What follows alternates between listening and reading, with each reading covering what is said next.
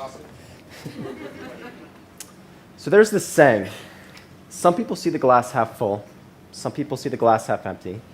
And as an entrepreneur, well, you see how you can sell the glass, and the water, for that matter. To me, this highlights something that's really important about entrepreneurship, or just taking your shot at any creative endeavor. It always feels like the road less traveled. It always feels like it's something completely out of left field, and you'll always have adversity. But if you do what you're really passionate about, well, then you can never really be wrong. People go to great lengths to study the habits of entrepreneurs and innovators, Steve Jobs, Bill Gates, Richard Branson. But there's only one thing that they all share. They don't listen. So my first entrepreneurial endeavor came at age 5. And to this day, I think it's still probably the most flawless business model since the inception of commerce. At the time, my favorite toy was Legos, which quickly became a go-to gift for friends and relatives. And in my first brush with entrepreneurial spirit, my idea was to build and create new sculptures with these Legos and resell them to the same relatives at a markup of about 10 times the price they originally paid for it. So before long, my basement became known as the Lego store, and no house guest could leave without being shaken down for some merchandise. Business was good, so I expanded. I started going door to door in my neighborhood selling these same sculptures, and I realized something. I realized that it's tough to turn down an industrious 5-year-old pitching you something. Take notes, big business. So at the time, if I was to tell anybody of this idea, they probably would have told me I was crazy, and they would have been right. It was ridiculous. But I wouldn't have listened. And early on, I learned that I have to hear what everybody tells me so that I can make the most informed decision. But if I listen and I let them drown out what I'm passionate about, well, then I'm not going to be happy. So with the Lego business leaving me flush with cash, I moved on to the seedy craft of loan sharking at age 6. If my parents or my sister needed money, it was readily available, but it came at a price, and my pricing was usurious even on mob standards. Before long, I decided that I wanted to get my first real job at about age 13, and at the time, people looked at me like I was crazy. Like, why would I take on any responsibility? Why would I try and pay for my own things? But I didn't listen. So at age 14, I had just gotten into high school, and I looked around and I saw the house party scene kind of dying down because 30-person get-togethers would turn into 300-person parties.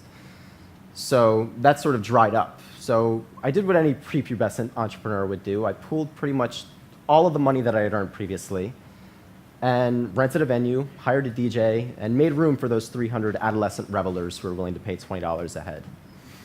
And my hunch was correct, and I was able to turn a decent profit. And while this wasn't something that I wanted to continue to do, this was my spark moment where I realized that there are no rules, and our capacity for innovation or just doing anything meaningless isn't bound by things as meaningless as age or degree or some predetermined set of rules.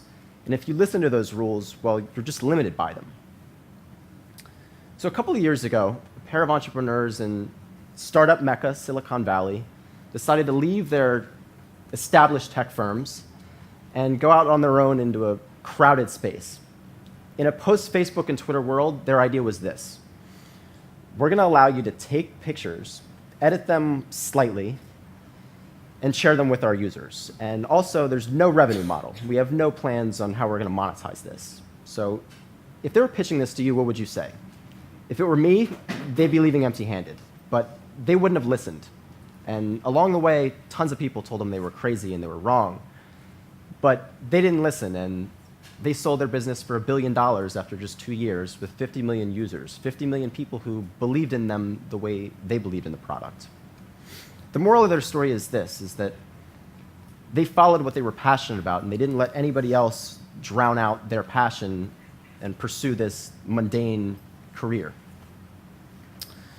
There was a quote that I recently read from a serial entrepreneur and frequent public speaker named Gary Vaynerchuk, and it goes something like this. He said, I have no understanding as to why, when you're 18 to say 30, why you wouldn't try and make your passion work for you.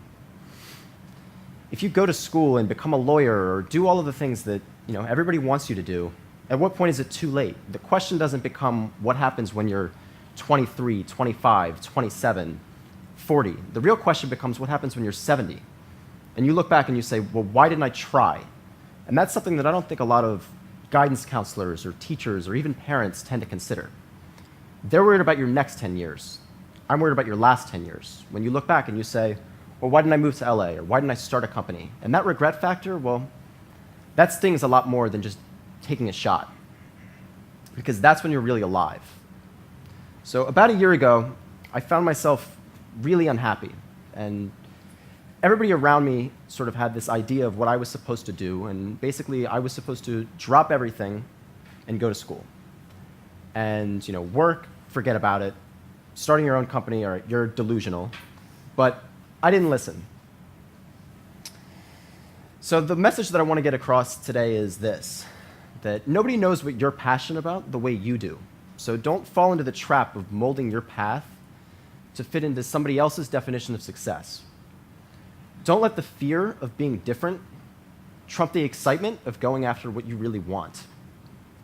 So don't listen. Create your own rules, make your own path, and sell them that glass and the water. Thanks.